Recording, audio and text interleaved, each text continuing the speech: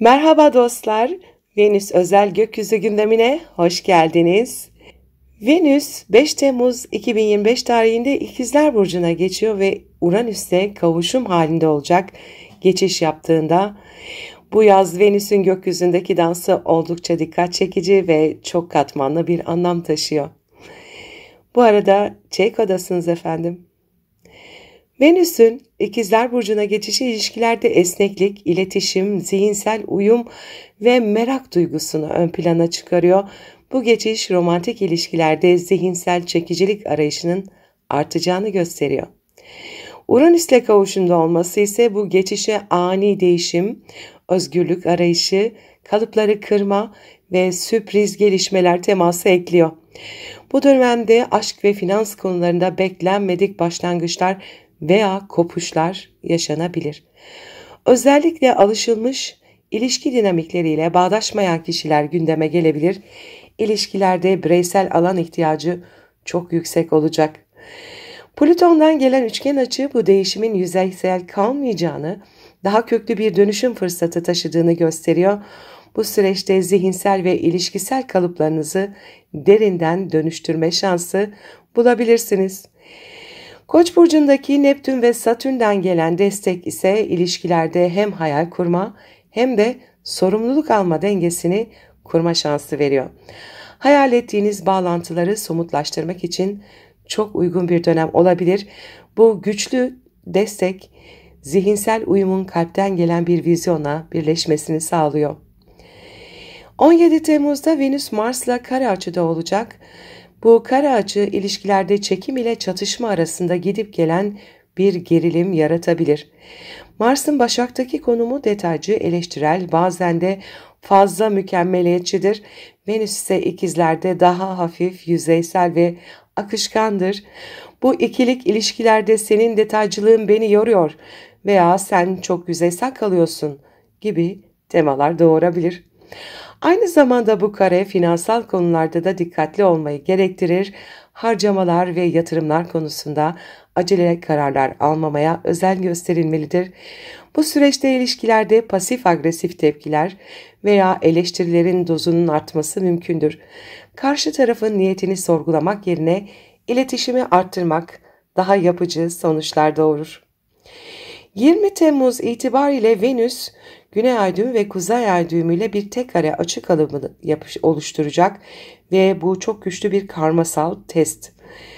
Başak'taki Güney ay düğümü geçmişten gelen ilişki kalıplarını kontrol etme ihtiyacını ve aşırı analizciliği gösterirken Balık'taki Kuzey ay düğümü ise teslimiyet, şefkat, sevgisel bağlar, koşulsuz sevgiyi öğrenmenizi istiyor. Venüs bu iki kutubun ortasında kalıyor. Bu dönemde ilişkilerde geçmiş karmalarla yüzleşme teması güçlüdür. Eski ilişkiler yeniden gündeme gelebilir ya da geçmişteki ilişki kalıplarınızın aynısını tekrar ettiğinizi fark edebilirsiniz. Kendinizi gerçek bir ruhsal bağ kurmak yerine ilişkiyi kontrol etmeye çalışırken bulabilirsiniz. Bu süreç kalpten gelen bağlantılara yönelmek ve geçmişten kalan kırgınlıkları, takıntıları bırakmak için çok kıymetli bir fırsat sunar. Aynı zamanda bu dönem ilişkilerle ilgili kadersel yol ayrımlarına da işaret edebilir. Ve 31 Temmuz'da Venüs Yengeç Burcu'na geçecek. Ay sonunda Venüs'ün Yengeç Burcu'na geçişiyle birlikte enerjiler yumuşuyor. Zihinsel ve değişken ikizler enerjisinden duygusal, besleyici, şefkatli bir frekansa geçiyoruz. Bu geçiş ilişkilerde duygusal güvenlik arzusunu artırır. Aile, yuva, aidiyet ve geçmiş temaları ön plana çıkarır. Sevgi dili daha içe dönük, korumacı ve sezgiseldir. Finansal olarak ev, aile veya emlakla ilgili harcamalar, yatırımlar gündeme gelebilir. Bu dönem kalbiyle hareket edenler için ilişkilerde huzurlu ve destekleyici bir atmosfer yaratabilir. Ancak kırılganlık da artar. Bu yüzden iletişimde duyguları bastırmak yerine açık yüreklilikle paylaşmak önemlidir. Özetle 5-20 Temmuz arası ani aşk gelişimleri, zihinsel çekim, özgürlük arayışı ve ilişki kalıplarında büyük değişimler görülebilir. 17-28 Temmuz arasında İlişkilerde gerilim, çatışma ve karmasal yüzleşmeler, iyileşme ancak teslimiyetle ve kalpten bağlarla mümkün olabilir. 31 Temmuz ve sonrası duygusal yumuşama, şefkat, bağlılık ve ilişkilerde koruyuculuk teması ön plana çıkacaktır. Eğer bu süreçte haritanızda ikizler, başak, balık, yengeç ya da kova burçlarında önemli yerleşimler varsa bu etkileri daha güçlü hissedebilirsiniz. Şimdi yükselen burçlara göre yorumlara geçiyorum. Merhaba koçlar. Venüs özel gökyüzü gündemine hoş geldiniz. Temmuz ayı boyunca Venüs'ün İkizler Burcu'ndaki seyri ve yaptığı önemli açılar siz yükselen koçlar için zihinsel hareketliliği, ilişkilerde iletişim gücünü ve kardeşler, yakın çevre, kısa yolculuklar alanını temsil eden 3. evinizi aydınlatıyor. Bu süreç duygusal bağlarınızı kelimelerle güçlendirme, ilişkilerde yeni tanışmalar ve sosyal çevrenizi genişletme açısından oldukça dinamik bir dönem. Astrolojik gündeme geçmeden önce minik bir hatırlatma yapmak istiyorum. Kanalıma abone olmayı, videoları beğenmeyi, minicik de olsa bir yorum bırakmayı unutmayın lütfen. Desteğiniz için şimdiden teşekkür ederim. Venüs 5 Temmuz'da İkizler Burcu'na giriyor ve Uranüs'le kavuşum halinde olacak bu giriş anında. Bugünlerde yakın çevrenizde ani tanışmalar, arkadaşlıklarda hızlı gelişmeler ve romantik heyecanlar söz konusu olabilir. Özellikle kardeşler veya komşularla ilişkilerde beklenmedik gelişmeler yaşanabilir. Aynı zamanda iletişim trafiğiniz çok artar, yazılı veya sözlü ifadeleriniz çekicilik kazanır. Uranüs kavuşumu alışılmadık bir aşka veya özgürlük teması yüksek bir ilişkiye kapı aralayabilir. Sıradan kalıpların dışına çıkma arzusu güçlüdür. Flört etmek, seyahat planları yapmak veya yaratıcı bir projeyi hayata geçirmek için ilham verici bir dönem olabilir. Kariyerinizde yaratıcı fikirlerinizle dikkat çekebilirsiniz bu dönemde. Arkadaş çevresinden biriyle aşk başlayabilir, hayal ettiğiniz bir iletişim projesi ya da eğitim planı hayat bulabilir. Çünkü bu Venüs, Plüton, Neptün ve Satürn'den destekleyici açılar alıyor. 17 Temmuz'da Venüs Başak Burcu'ndaki Mars ile kare açı yapacak ve ay sonuna kadar devam edecek bu açı. Venüs'ün Mars'la girdiği bu kare açı özellikle iş ortamında, günlük rutinde ve sağlıkla ilgili konularda gerginlik yaratabilir. Çalışma arkadaşlarınızla iletişim sorunlarına dikkat etmelisiniz. Ani tepkiler, gereksiz tartışmalar veya fazla eleştirel yaklaşım ilişkileri zedeleyebilir. Aynı zamanda bu dönem günlük programınızı yeniden düzenlemeniz, zaman yönetimine dikkat etmeniz gereken bir süreçtir. Aşk hayatınızla iş yaşamınızı dengelemekte zorlanabilirsiniz. Fiziksel olarak kendinizi yorgun hissederseniz bedeninizi zorlamayın, sinir sisteminize dikkat edin. Zihinsel yorgunluk çarpıcı bir şekilde fiziksel olarak da yansıyabilir. 20 ile 28 Temmuz arasında Venüs ay düğümleriyle bir tek kare açı kalıbı içinde olacak. Bu güçlü tek kare sizi geçmişten gelen bazı düşünce kalıplarıyla yüzleştiriyor. Özellikle geçmişte kendinize yüklediğiniz hep bir şeyler başarmalıyım gibi aşırı sorumluluk algıları yüzünden kendinizi duygusal anlamda köşeye sıkıştırmış hissedebilirsiniz. Balık burcundaki kuzey ay düğümü sizi biraz daha bırakmaya, ruhsal akışa güvenmeye ve kontrolü salıvermeye çağırıyor. Bu dönem ilişkilerde ya da zihinsel projelerde her şeyi mükemmelleştirmeye çalışmak yerine biraz da sezgilerle hareket etmek gerekebilir. İletişimdeki bazı çatışmalar aslında sizin zihinsel ve ruhsal dönüşüm sürecinizin parçası olabilir. İç sesinize kulak verin. Ve 31 Temmuz'da Venüs Yengeç Burcu'na geçecek. Ay sonunda Venüs'ün Yengeç Burcu'na geçişiyle beraber ev, aile, yuva ve iç dünyanız ön plana çıkıyor. Bu geçişle birlikte evde huzur arayışınız artar. Dekorasyon yapmak, aile büyükleriyle zaman geçirmek ya da içsel şefkatinize yönelmek isteyebilirsiniz. Aynı zamanda aşk hayatınızda daha sıcak, samimi ve besleyici bir dönem başlar. Bu süreçte kalbiniz evde ve duygusal güvende hissettiğiniz ortamlarda daha kolay açılır. Aile içi ilişkilerde yumuşayabilir. Özetle Yükselen koçlar için Venüs geçişi iletişim odaklı ilişkileri öne çıkarıyor. Kısa seyahatler, eğitimler, yazılı sözlü projeler hareketleniyor. İlişkilerde özgürlük arayışı yüksek, ani başlangıçlara açık olun. İş ortamında stres ve iletişim problemlerine dikkat edin. Duygusal geçmişi bırakın, teslimiyet ve affetme temaları önemli olacaktır. Ay sonunda ailevi huzur, evdeki şefkatli bağlar güç kazanıyor efendim. Verimli bir süreç geçirmenizi dilerim. Sevgiyle kalın. Merhaba boğalar. Venüs özel gökyüzü gündemine hoş geldiniz. Yönetici gezegeniniz Venüs Temmuz ayında İkizler Burcu'nda ilerliyor. Bu sizin için oldukça önemli ve etkili bir dönem anlamına geliyor. Venüs'ün bu geçişiyle birlikte maddi alanlar, değer duygunuz, öz saygınız ve sahip olduklarınız ön plana çıkıyor. Aynı zamanda kazançlarınızı arttırabileceğiniz yeni fikirler ve alternatif gelir kaynakları da gündeme gelebilir. Astrolojik gündeme geçmeden önce minik bir hatırlatma yapmak istiyorum. Kanalıma abone olmayı, videoları beğenmeyi, yorum bırakmayı ve sevdiklerinizle paylaşmayı unutmayın lütfen. Desteğiniz için şimdiden çok teşekkür ederim. Bu transit parasal konularınızda ani değişim ve sürpriz gelişmelere açık bir süreç.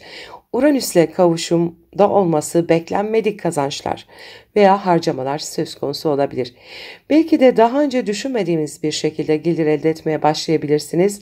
Bu süreçte yaratıcı fikirlerinizle gelirlerinizi arttırabilir, dijital platformlardan kazanç sağlayabilirsiniz.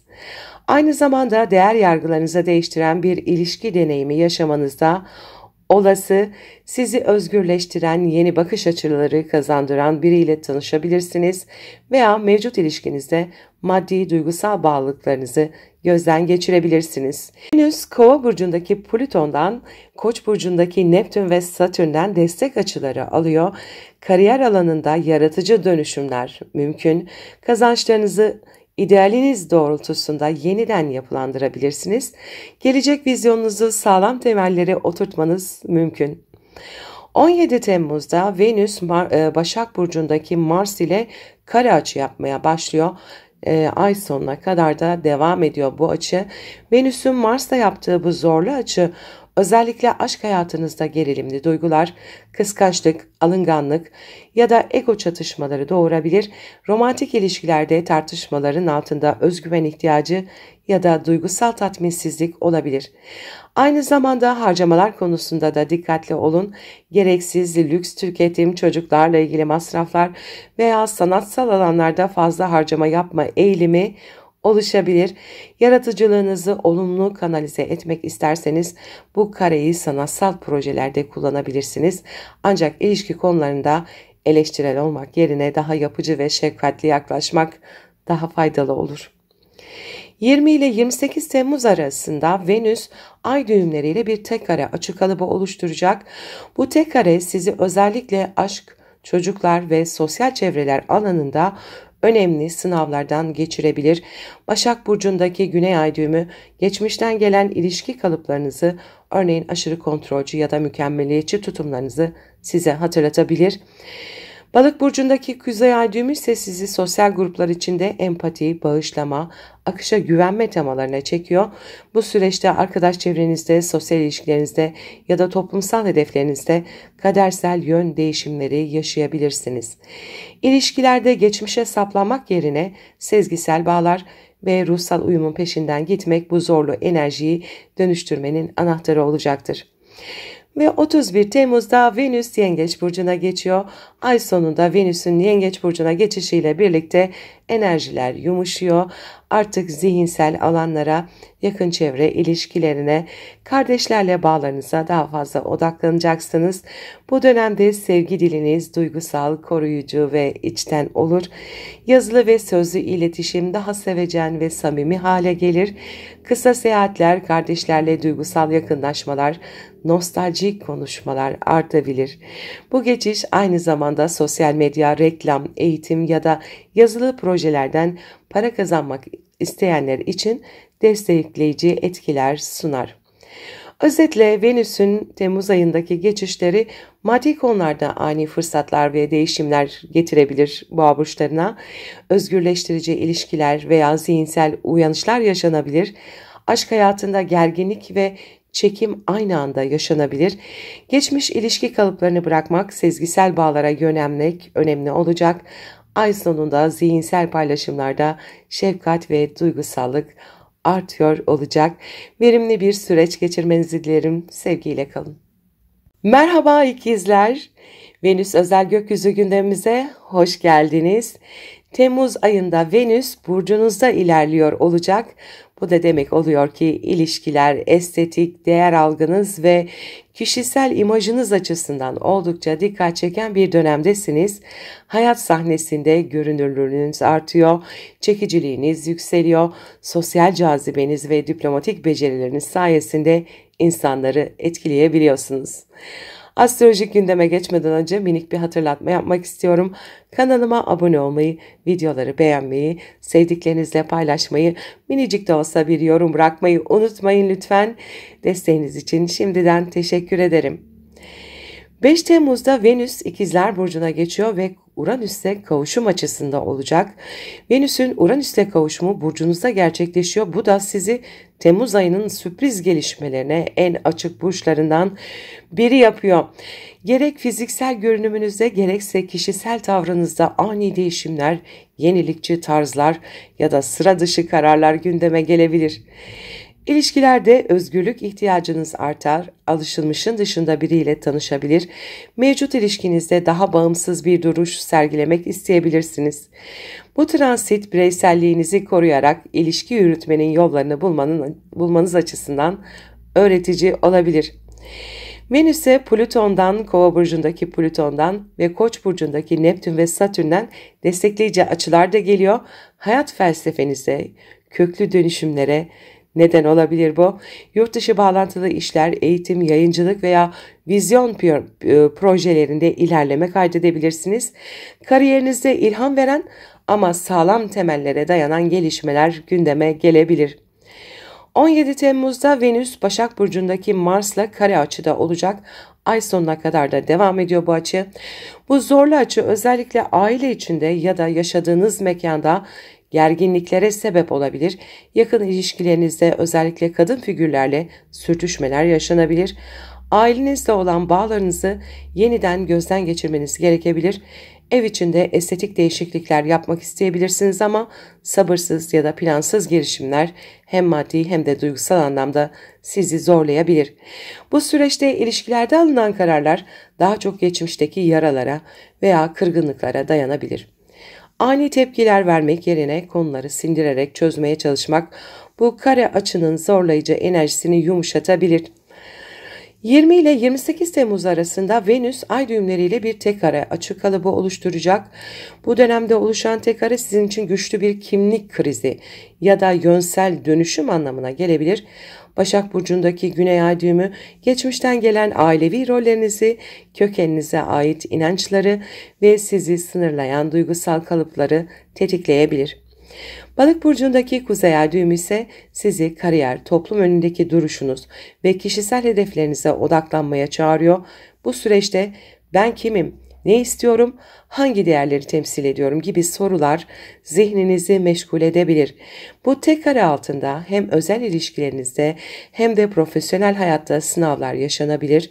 Geçmişi bırakıp geleceğe yönelmek adına önemli adımlar atabilirsiniz. Ruhsal yönden büyüme, sezgilerle ilerleme ve teslimiyet çok şey kazandıracaktır. Ve 31 Temmuz'da Venüs Yengeç Burcu'na geçiyor. Venüs'ün Yengeç Burcu'na geçişiyle birlikte odak, kişisel kazançlar, maddi güvenlik ve özdeğer konularına yöneliyor. Artık daha korumacı, daha temkinli ve içsel huzuru önceleyen bir finansal yaklaşım benimsiyorsunuz. Bu geçiş maddi anlamda kazanç sağlayacak, sevecen ilişkileri destekler, estetik ürünlerden veya evle ilgili konulardan gelir elde etmenizi sağlayabilir, kendi değerinizi daha fazla sahiplenmenizi ve şefkatle beslemenizi teşvik eder.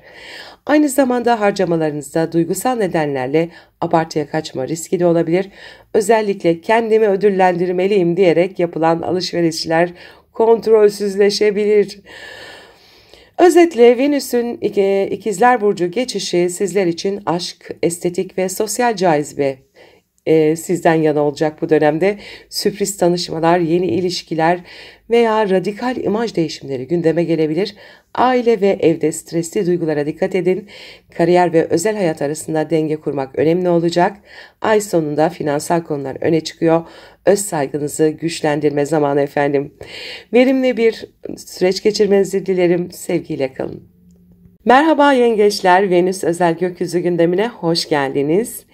Temmuz ayında Venüs 5 Temmuz itibariyle sizin 12. eviniz olan İkizler Burcu'nda ilerliyor. Bu dönem ilişkilerde içe çekilme, gizli duygular, bilinçaltı meseleler ve ruhsal bağlara yönelme zamandır. İlişkiler görünür olmaktan çok perde arkasında gelişebilir. Platonik bağlar ya da açıklanmamış duygular gündeme gelebilir. Astrolojik gündeme geçmeden önce minik bir hatırlatma yapmak istiyorum. Kanalıma abone olmayı, videoları beğenmeyi, sevdiklerinizle paylaşmayı ve minicik de olsa bir yorum bırakmayı unutmayın lütfen. Desteğiniz için şimdiden teşekkür ederim. 5 Temmuz'da Venüs İkizler Burcu'na geçecek ve Uranüs'te kavuşum açısında olacaklar. Bu da özellikle gizli ilişkiler, platonik aşklar veya beklenmedik duygusal farkındalıklar doğurabilir. Bastırdığınız bir arzu birden su yüzüne çıkabilir. Ani bir duygusal aydınlanma yaşayabilirsiniz. Rüyalarınız, sezgileriniz bu dönemde çok güçlü çalışır. Ruhsal veya sanatsal çalışmalarla uğraşıyorsanız yaratıcı bir sıçrama yaşayabilirsiniz. Aynı zamanda geçmiş ilişkilerde fark edemediğiniz detaylar bir anda ortaya çıkabilir ve özgürleşmenizi sağlayabilir.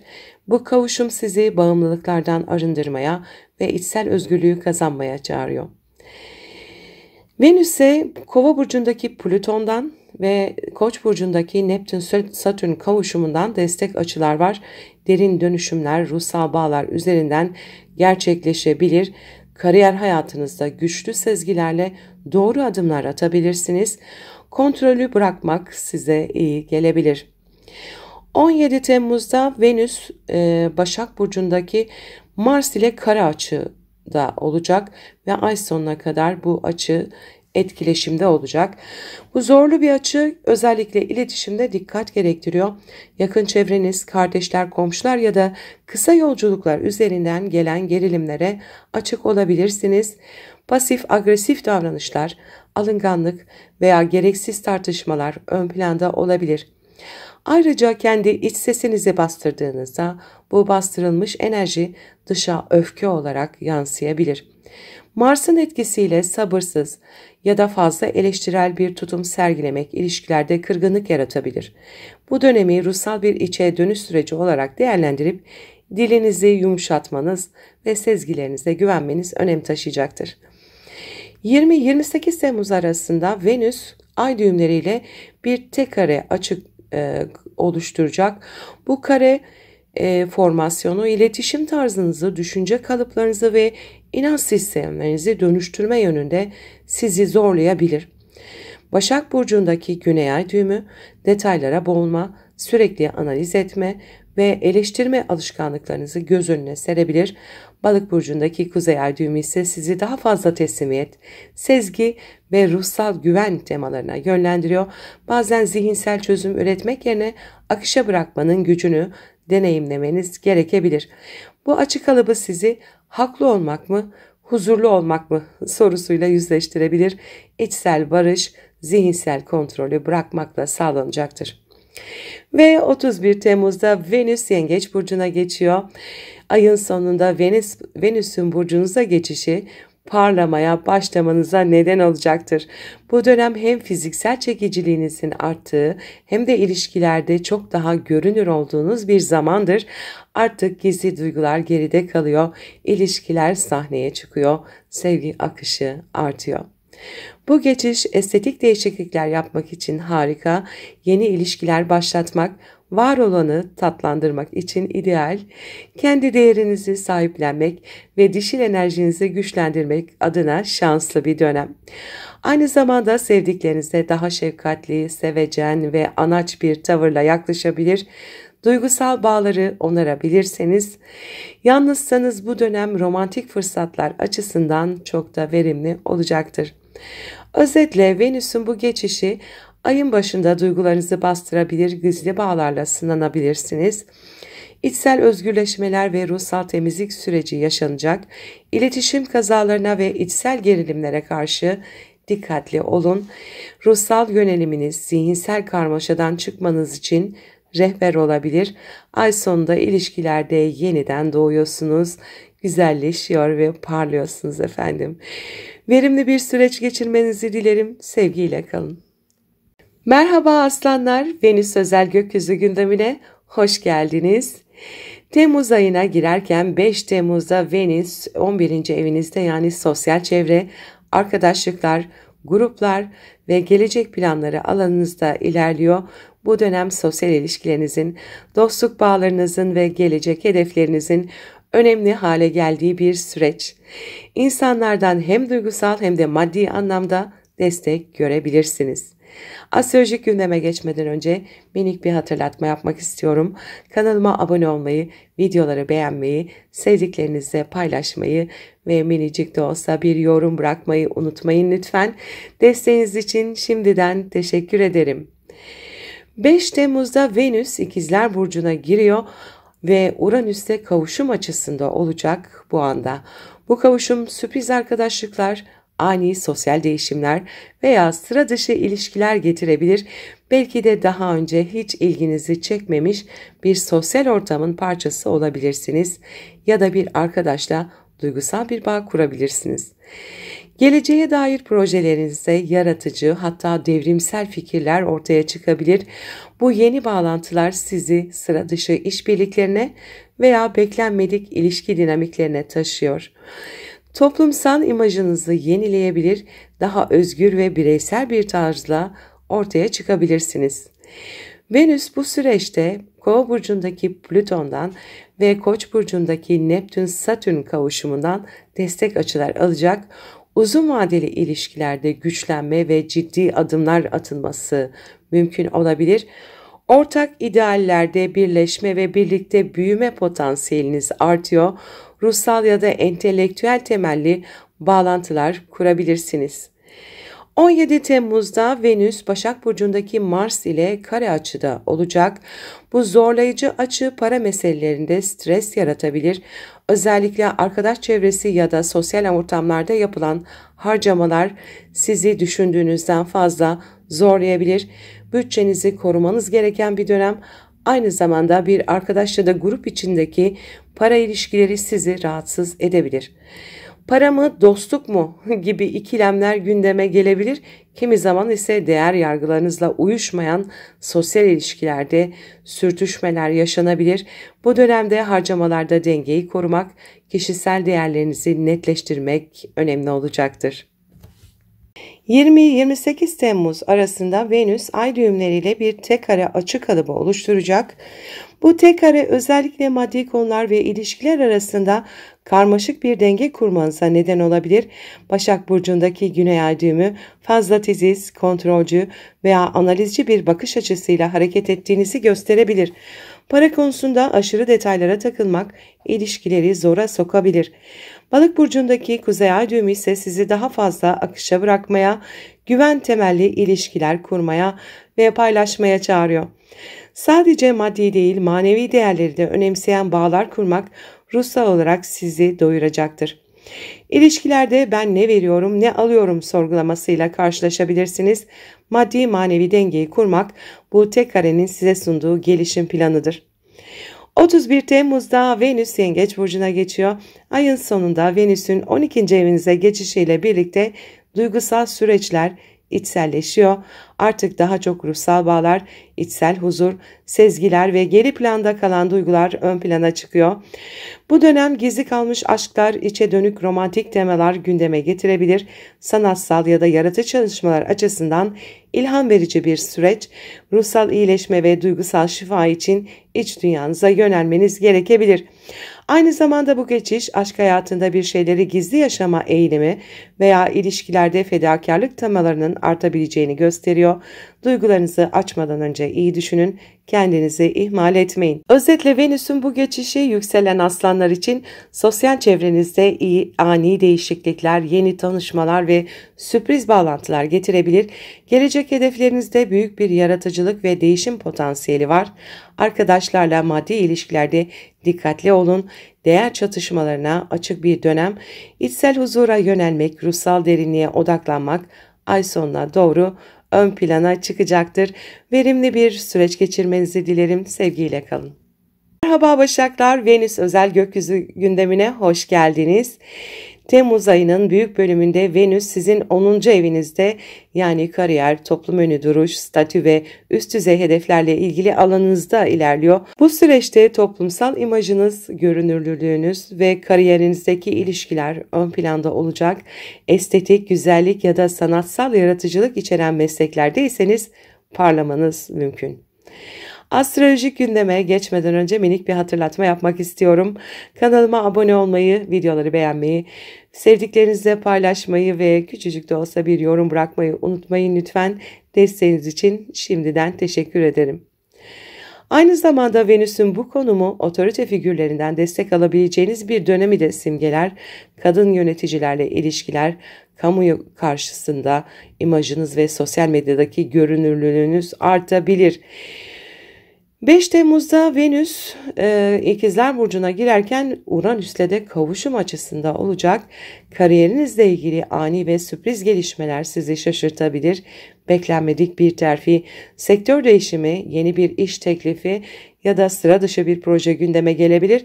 Bu kavuşum aynı zamanda statünüzde aniden parlayabileceğinizi ya da bir alanda fark yaratabileceğinizi gösterir. Toplumsal imajınızı yenileyebilir. Kariyer alanında daha özgürleşmiş ve bireysel bir duruş sergileyebilirsiniz. Sıra dışı fikirleriniz topluluklar veya geniş kitleler üzerinde etkili olabilir. Dijital alanlarda çalışanlar için altın bir fırsat süreci. Bu Venüs'ün geçişine Plüton, Kova burcundaki ve Koç burcundaki Neptün ve Satürn kavuşumu destekleyici açılar yapıyor. İş ortaklıklarında güvenilirlik artar. Stratejik düşünerek yapılandığınız her şey uzun vadeli başarı getirir. Ruhsal yönelimi olan kariyer planları ya da hizmet odaklı projelerse bu dönemde desteklenir. 17 Temmuz'da Venüs Başak Burcu'ndaki Mars'la bir kare açı yapacak ve ay sonuna kadar bu açı geçerli olacak.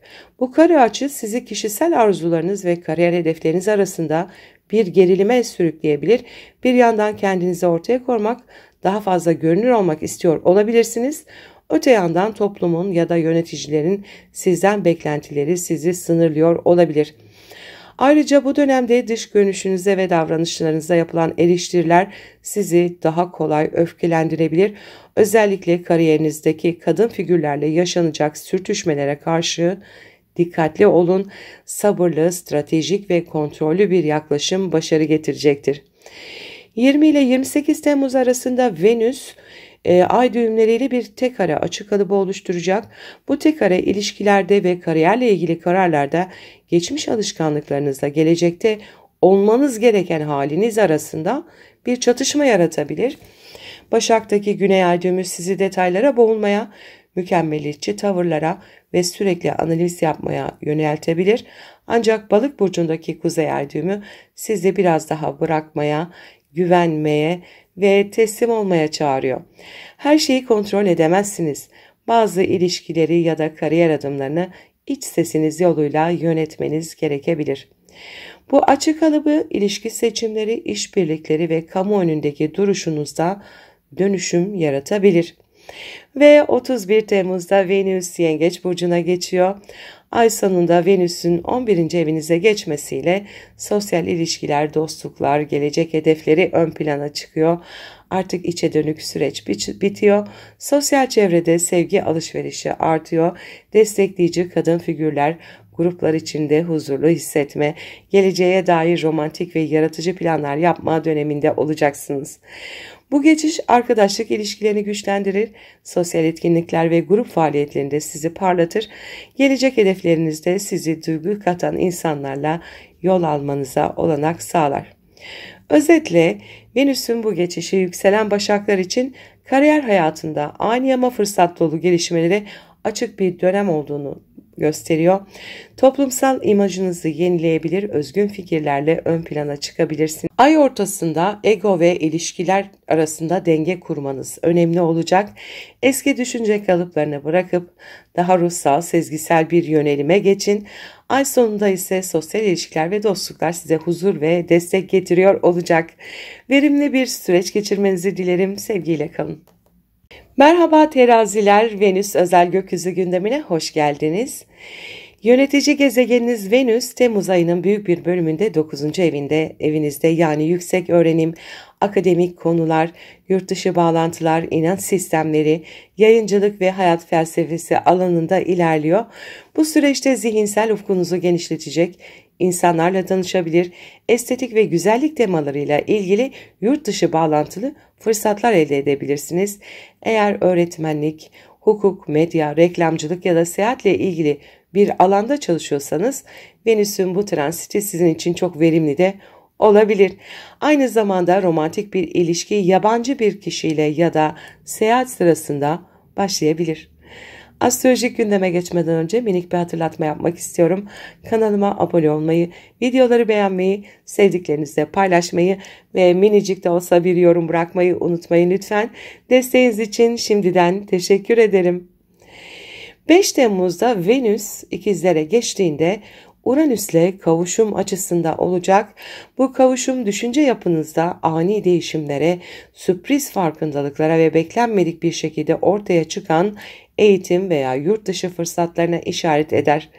Uzaklarda yaşayan biriyle aniden bir bağ kurabilirsiniz.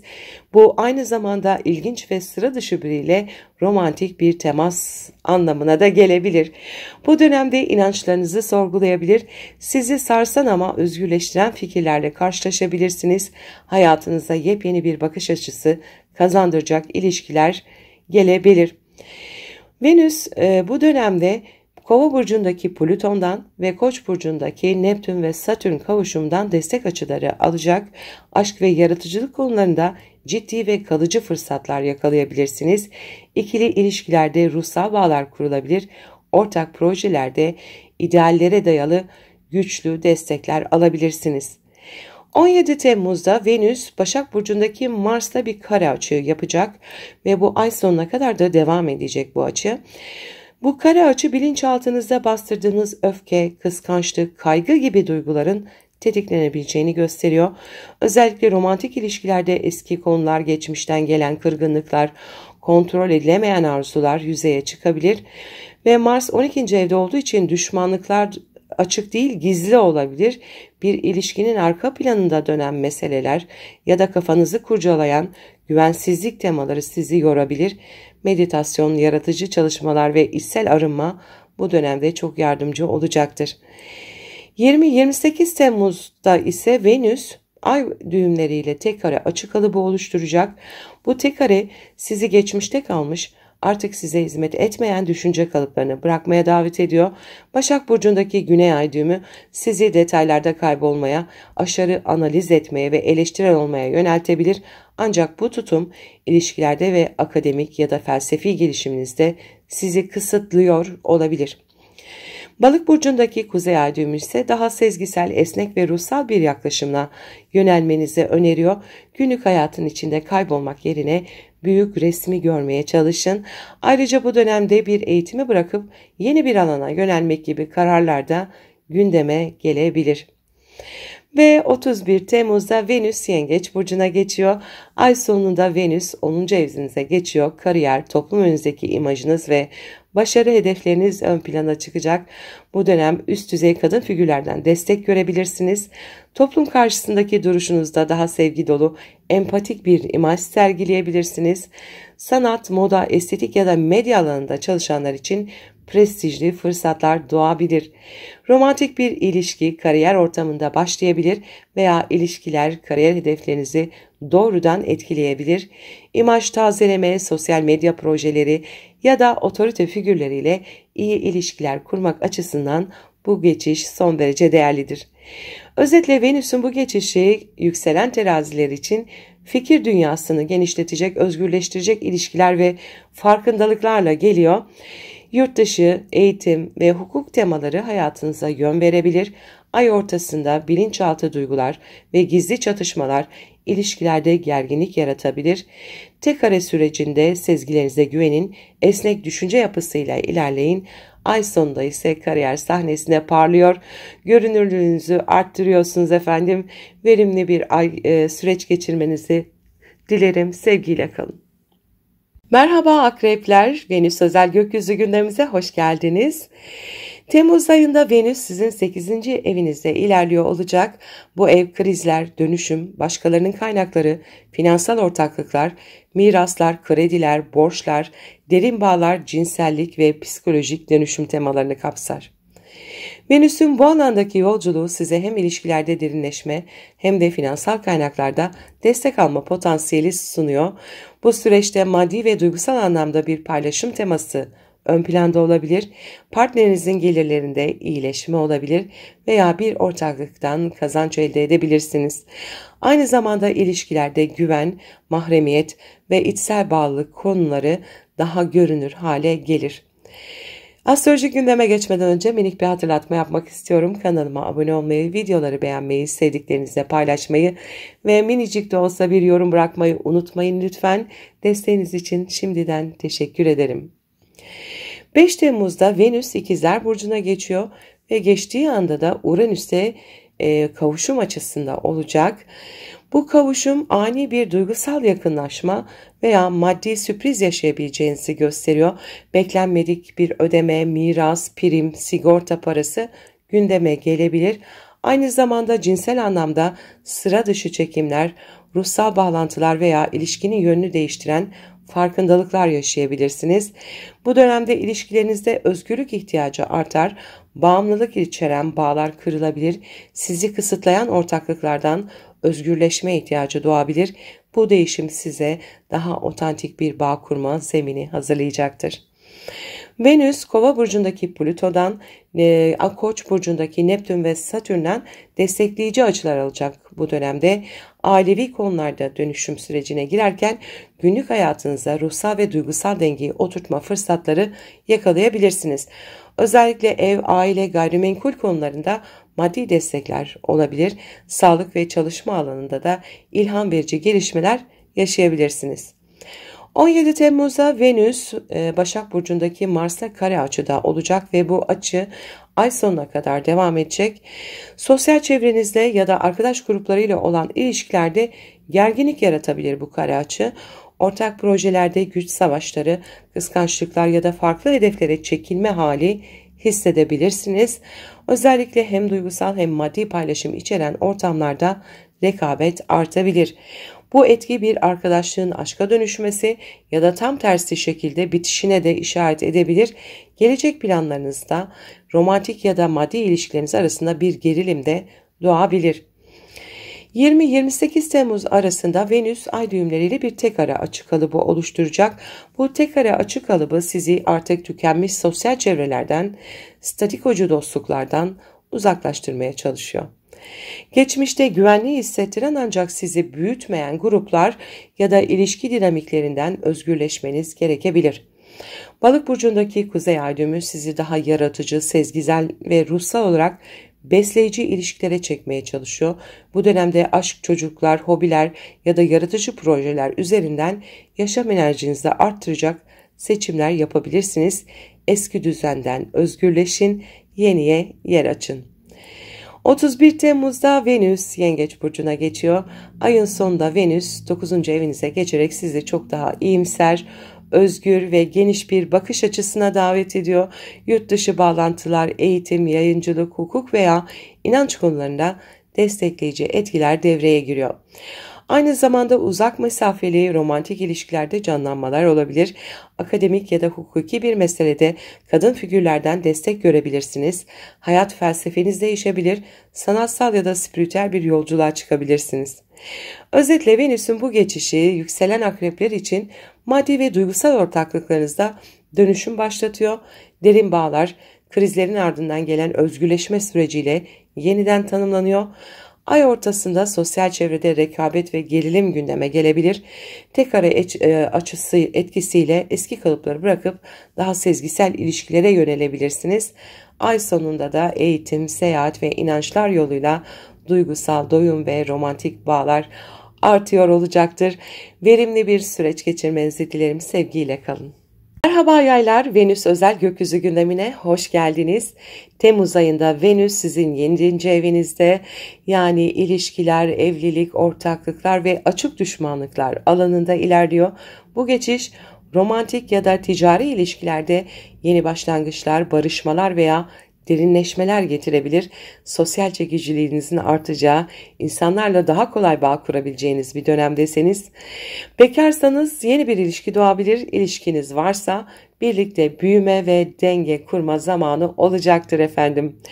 Astrolojik gündeme geçmeden önce minik bir hatırlatma yapmak istiyorum. Kanalıma abone olmayı, videoları beğenmeyi, sevdiklerinizle paylaşmayı ve minicik de olsa bir yorum bırakmayı unutmayın lütfen. Desteğiniz için şimdiden teşekkür ederim.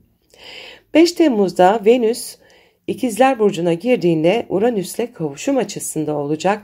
Bu kavuşum ilişkilerde ani başlangıçlar, beklenmedik çekimler ya da şaşırtıcı gelişmelere işaret ediyor.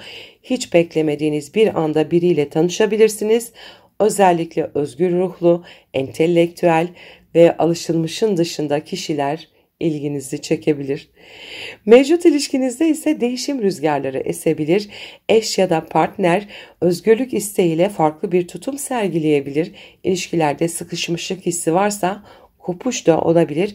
Ancak bu süreç sizi daha özgür, daha gerçek bir bağ kurmaya yöneltiyor. Venüs bu geçişi esnasında Kova burcundaki Plüton'dan, Koç burcundaki Neptün ve Satürn kavuşumdan destek açıları alacak. Konuşmalar, kısa yolculuklar ve iletişim yolları ilişkileri besleyecek. Yaratıcılığa ve ruhsal uyuma dayalı sağlam bağlar kurulabilir.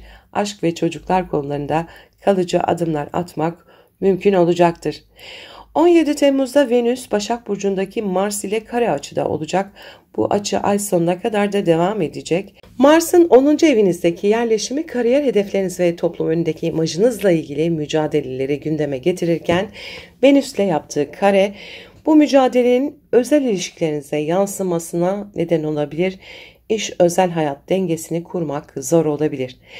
Patron figürleriyle, otorite figürleriyle gerginlikler, rekabetçi ortamlar veya ilişkide statü çatışmaları yaşanabilir. Partnerinizin kariyer beklentileriyle sizin yolunuz çelişebilir. Bu süreçte stratejik davranmak ve açık iletişim kurmak çok önemli olacaktır. 20-28 Temmuz arasında Venüs ay düğümlerinde bir tek kare açı kalıbında yapacaklar. Bu zorlu açı kalıbı kariyer, ilişki ve aile üçgeninde bir gerilim yaratıyor. Venüs 7. evdeyken ilişkilere daha çok odaklanmak isterken Başak Burcu'ndaki Güney Ay düğümü sizi eski başarı kalıplarınızı, mükemmeliyetçiliği ve kariyerdeki kontrol ihtiyacınızı bırakmanızı söylüyor. Balıktaki Kuzey Ay düğümü ise size daha duygusal, içsel ve şefkatli bir yönü benimsemeniz gerektiğini fısıldıyor. Bu süreçte bir ilişkinin ailevi sorumlulukları ya da kariyer planlarıyla çakışması söz konusu olabilir. Eski başarı anlayışınızla ilişkileri şekillendirmeye çalışmayın. Bırakın duygular yol göstersin. Ve 31 Temmuz'da Venüs Yengeç Burcu'nda. Ay sonunda Venüs 8. evinize geçiyor ve duygusal derinlik, mahremiyet, maddi paylaşımlar ve ruhsal dönüşüm temaları gündeme gelecek. Bu dönem partnerinizle aranızda daha derin, içsel bir bağ kurabilir. Finansal destek, miras, borç, sigorta, kredi, nafaka gibi konularda iyileşmeler yaşanabilir. Sezgileriniz artar, psikolojik anlamda dönüşüm başlar. Aynı zamanda cinsellik ve duygusal paylaşım daha önemli hale gelir. Ruhsal ya da terapatik çalışmalar için harika bir zaman. Özetle Venüs'ün bu geçişi yükselen yaylar için ilişkilerde sürpriz gelişmeler, özgürleşme ve yeni başlangıçlar sizi bekliyor. Mevcut ilişkilerde özgünlük ve bireysel alanlara saygı şart. Ay ortasında kariyer ve ilişki arasında denge kurmak zorlaşabilir. Tek kare sürecinde ise aile, ilişki ve kariyer alanında köklü farkındalıklar getirecek. Ay sonunda ise ilişkiler derinleşiyor, duygusal ve finansal paylaşımlar artıyor. Verimli bir süreç geçirmenizi dilerim, sevgiyle kalın. Merhaba Oğlaklar, Venüs özel gökyüzü gündemine hoş geldiniz. Temmuz ayında Venüs sizin 6. evinizde ilerliyor. Bu ev gündelik yaşam düzeninizi, iş ortamınızı, çalışma arkadaşlarınızı, hizmet verdiğiniz alanları ve sağlığınızı temsil ediyor. Venüs'ün bu alandaki seyriyle birlikte iş ortamınızda daha uyumlu ilişkiler kurabilir, estetik düzenlemeler yapabilir ve sağlığınıza daha özenli yaklaşabilirsiniz. Aynı zamanda bu geçiş hayatınıza hoş bir rutin, huzurlu alışkanlıklar ve daha estetik bir yaşam tarzı kazandırmak için fırsatlar taşıyor. Ancak Venüs'ün burada Uranüs'le kavuşacak ve ardından sert açılar alacak olması sizi hem iş ortamında hem günlük yaşamda sürprizli değişimlere ve yüzleşmelere hazırlıyor.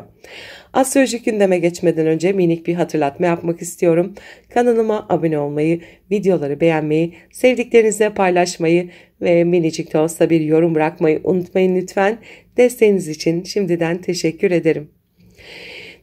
Venüs 5 Temmuz'da İkizler Burcu'na girdiğinde Uranüs'le de kavuşum açısında olacak. Bu kavuşum günlük düzeninizde ani değişiklikler, çalışma ortamınızda beklenmedik gelişmeler veya sağlığınızla ilgili sürpriz farkındalıklar getirebilir, rutinleriniz değişebilir, yeni bir çalışma sistemi ya da yaratıcı bir proje gündeme gelebilir. Özellikle iş arkadaşlarınızla ilişkilerde ilginç çekimler ya da ani kopuşlar söz konusu olabilir. Ayrıca sağlığınızla ilgili farklı yaklaşımlar keşfetmek, alternatif ya da dijital çözümlerle daha iyi hissetmek bu dönemde mümkün olacaktır. Venüs, Kova burcundaki Plüton'dan ve Koç burcundaki Neptün-Satürn kavuşumundan da destek açılar alıyor olacak bu dönemde. Gelir gider dengeniz ve iletişim tarzınız dönüşüyor. Aile içindeki sorumluluklarınızı yapılandırırken duygusal dayanıklılığınızı da arttırıyorsunuz. Günlük yaşamınızda sezgisel odaklanma sayesinde maddi ve manevi verim alabilirsiniz. 17 Temmuz'da Venüs Başak Burcu'ndaki Mars'la kare açıda olacak ve ay sonuna kadar devam ediyor olacak bu açı. Sizi iş ortamındaki ilişkilerde rekabet, sürtüşme ya da sabırsızlık etkisiyle karşı karşıya bırakabilir. Mars 9. evdeyken yurt dışı bağlantılar, akademik hedefler ya da hukuki meseleler gündeme gelirken Venüs'ün düzen kurma çabası bu temalarla çakışabilir. Çalışma hayatınızla idealleriniz arasında bir gerilim oluşabilir. Yani aynı zamanda inandığınız doğrularla günlük hayatta yapılması gerekenler arasında bir çatışma yaşayabilirsiniz.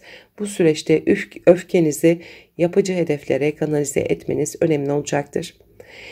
20-28 Temmuz arasında Venüs ay düğümleriyle bir tek kare açı kalıbı oluşturacak. Bu dönemde Venüs'ün Başak Burcu'ndaki Güney ay düğümü ve Balık Burcu'ndaki Kuzey ay düğümü ile oluşturduğu tek kare sizi artık hizmet etmeyen bilgi kalıplarını bırakmaya çağırıyor. Günlük yaşamınızdaki görevler ve rutinler eski düşünce sisteminizle çelişebilir. Yeniye yer açmak için önce zihinsel kalıplarınızı esnetmeniz gerekebilir. Balık burcundaki kuzey ay düğümü sizi daha sezgisel, esnek ve anlayışlı bir düşünce biçimine çağırıyor. Rasyonelliğe tutunmak yerine akışa ve içsel rehberliğe güvenmek şifalı olabilir. 31 Temmuz'da Venüs Yengeç burcuna geçiyor. Ay sonunda Venüs 7. evinize yani evlilik, ilişkiler ve ortaklıklar alanına geçiyor. Bu ilişkilerde barış, sevgi, uyum ve yakınlık arzusunu arttırır. Özellikle romantik ilişkilerde duygusal doyum, karşılıklı anlayış ve şefkat vurgusu artar. Bekarsanız ciddi bir ilişki kapınızı çalabilir. Evliyseniz eşinizle bağlarınızı derinleştirebilirsiniz. Ortaklı projelerde daha uyumlu işbirlikleri gündeme gelebilir. Ayrıca hukuki meselelerde ya da açık düşmanlarla ilgili konularda Venüs sayesinde daha barışçıl çözümler bulabilir. Venüs'ün bu geçişi özetle Oğlak burçları için gündelik yaşamınızda ve iş ortamınızda sürprizli, yenilikçi bir dönem başlatıyor. Sağlık ve yaşam kalitenizi arttıracak özgürleştirici farkındalıklar gündeme gelebilir. Ay ortasında ideallerle gerçekler, çalışma temposuyla vizyon arasında gerilimler yaşanabilir. Tek kare sizi eski zihinsel kalıplardan kurtarıp sezgisel akla yönlendirmek istiyor. Ay sonunda ilişkiler ön planda, sevgi, bağlılık ve uzlaşma temaları güçleniyor olacak. Verimli bir süreç geçirmenizi dilerim. Sevgiyle kalın. Merhaba Kovalar, Venüs özel gökyüzü gündemine hoş geldiniz. Temmuz ayında Venüs sizin 5. evinizde, yani aşk hayatı, flörtler, çocuklar, hobiler, sahne, yaratıcılık ve yaşamdan aldığınız keyif alanında ilerliyor. Bu geçiş romantik gelişmeleri, sanatsal yaratıcılığı, eğlenceyi ve gönülden gelen her türlü ifadeyi canlandırıyor. Hayattan keyif alma isteğiniz artıyor. Aşka açık, dışa dönük ve ileri ilgi çeken bir enerji yayacaksınız. Ancak Venüs burada hem Uranüs'le kavuşacak hem de ay ortasından itibaren Mars ve ay düğümleriyle sert açılar yapacak. Bu da aşk, çocuklar ve hobiler alanında ani başlangıçlar, gerilimli yüzleşmeler ve kadersel yön değişiklikleri anlamına geliyor. Astrolojik gündeme geçmeden önce minik bir hatırlatma yapmak istiyorum. Kanalıma abone olmayı, videoları beğenmeyi, sevdiklerinizle paylaşmayı ve küçük de olsa bir yorum bırakmayı unutmayın lütfen. Desteğiniz için şimdiden teşekkür ederim. 5 Temmuz'da Venüs İkizler Burcu'na giriyor ve girdiği anda Uranüs'e kavuşum açısında olacak. Bu kavuşum aşk hayatınıza beklenmedik gelişmeler getirebilir. Aniden bir başlayan aşk, sıra dışı bir karşılaşma veya özgürlük ihtiyacından kaynaklanan bir kopuş gündeme getirebilir. Heyecan verici farklı bir kişiyle tanışabilir veya mevcut bir ilişkide dinamikler aniden değişebilir. Sanatsal alanlarda çalışanlar için bu süreç ilham patlaması yaratabilir. Yaratıcılığınızı sıra dışı yollarla ifade etmek, tarzınızı yenilemek için ideal. Venüs'e Kova burcundaki Plüton'dan ve Neptün-Satürn kavuşumu Koç burcunda, onlardan destek var. Kişisel dönüşümünüzle birlikte duygularınızı daha net ve yaratıcı biçimde ifade edebilirsiniz. Yakın çevreyle yapılan konuşmalar, kısa seyahatler veya eğitimler size ilham verebilir. Yazmak, konuşmak ya da öğrenmek yoluyla iç dünyanızı ortaya koymak bu dönemde destekleniyor. 17 Temmuz'da Venüs Başak Burcu'ndaki Mars ile kare açıda olacak ve bu açıda ay sonuna kadar hemen hemen devam edecek. Venüs ve Mars arasındaki bu kare aşk ve cinsellik arasında bir çatışmayı temsil edebilir. Bir yandan romantik, hafif ve heyecanlı bir bağ kurmak isterken öte yandan yoğun duygular, kıskançlıklar, güven sorunları veya maddi paylaşımlar devreye girebilir. İlişkilerde güç mücadeleleri, duygusal manipülasyonlar veya finansal gerginlikler yaşanabilir. Ayrıca çocuklar ya da yaratıcı projelerle ilgili beklenmedik giderler de gündeme gelebilir. Bu süreçte hem kalbinizi hem cüzdanınızı dengede tutmak çok önemli. 20-28 Temmuz arasında Venüs ay düğümleriyle bir tek kare açı kalıbı içinde olacak.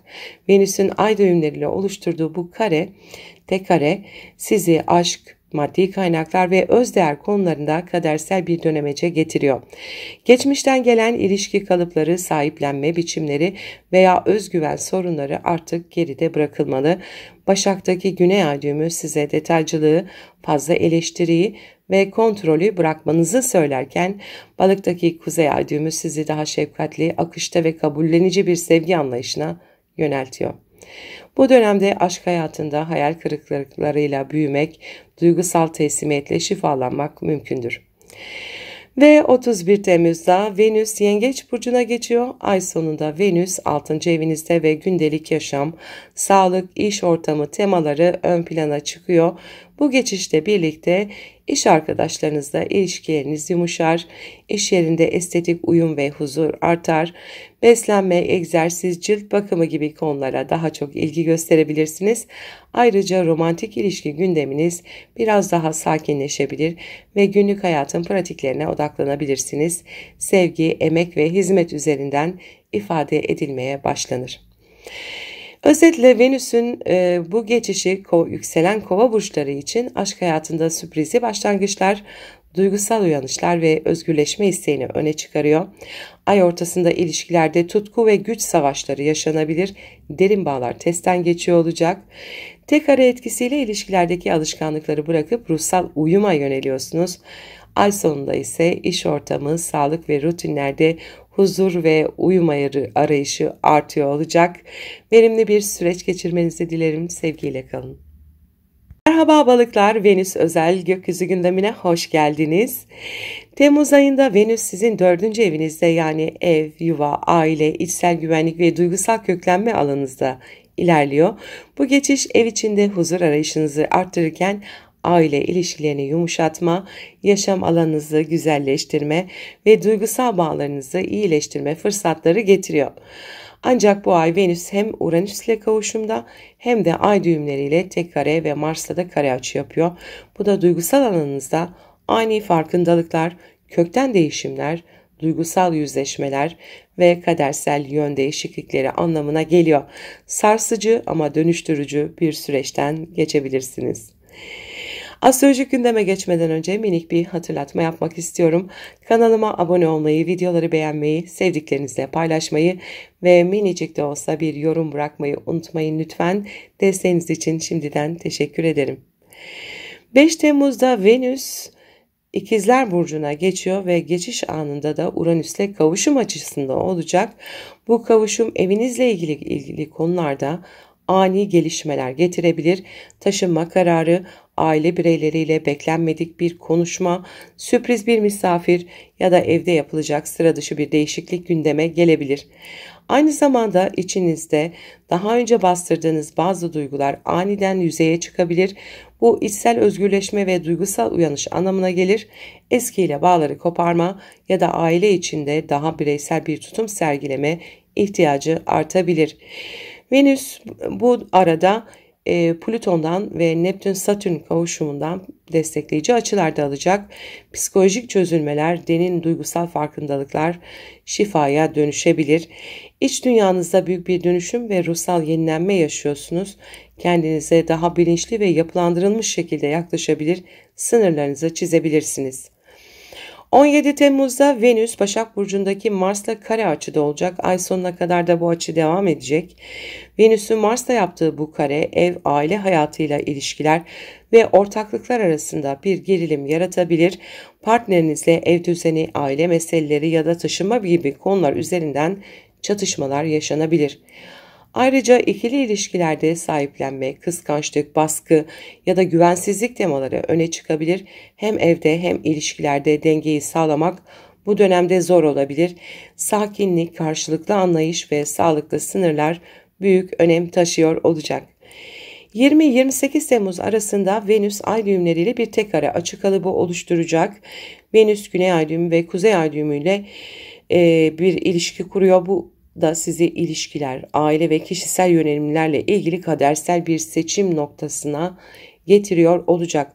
Başak Burcu'ndaki Güney ay düğümü geçmişteki ilişki modellerinizi ve eleştirel bakışınızı bırakmanızı söylerken, Balık Burcu'ndaki Kuzey ay düğümü sizi ruhsal gelişim, şefkat, kabullenme ve içsel sezgilerinize güvenmeye çağırıyor. İlişkilerde fedakarlık ve anlayış sınavınız olabilir. Aile bireyleriyle bağlarınızı dönüştürmek, içsel huzuru yakalamak için geçmişten gelen yükleri bırakmanız gerekebilir. Ve 31 Temmuz'da Venüs Yengeç Burcu'na geçiyor. Ay sonunda Venüs sizin 5. evinize, yani aşk, çocuklar, yaratıcılık ve keyif alanınıza geçiyor. Bu geçişle birlikte aşk hayatınızda romantik, duygusal ve besleyici bir dönem başlar. Sanatsal ve yaratıcı faaliyetlerde daha üretken olabilirsiniz. Çocuklarınızla bağ kurmak veya çocuk sahibi olmakla ilgili gündemler oluşabilir. Bu dönem sevgi alışverişinizde daha sıcak, koruyucu ve yürekten bir enerji hakim olur. Aşka, sevgiye ve hayattan keyif almaya dair kapılar aralanıyor. Özetle Venüs'ün bu geçişi yükselen balıklar için aile ve ev hayatında beklenmedik değişiklikler, duygusal uyanışlar getirebilir. İlişkilerde güven, özgürlük ve sahiplenme arasında denge kurmak gerekebilir. Tek ara açı etkisiyle geçmiş bağları bırakıp ruhsal ve içsel dengeye yönelebilirsiniz. Ay sonunda aşk, yaratıcı faaliyetler ve romantizm ön plana çıkıyor. Kalbiniz açılıyor efendim. Verimli bir süreç geçirmenizi dilerim. Sevgiyle kalın.